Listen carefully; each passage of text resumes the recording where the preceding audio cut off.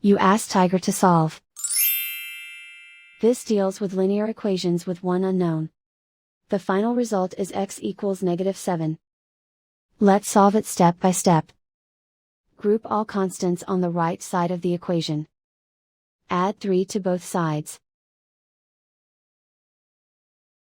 Group like terms.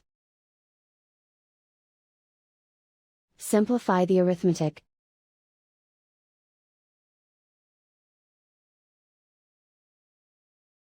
Isolate the x.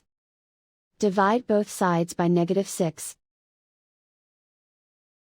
Cancel out the negatives.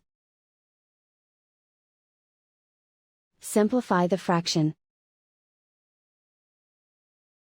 Move the negative sign from the denominator to the numerator.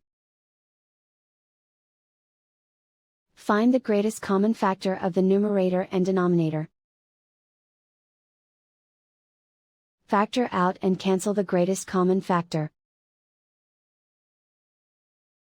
And so the final result is x equals -7.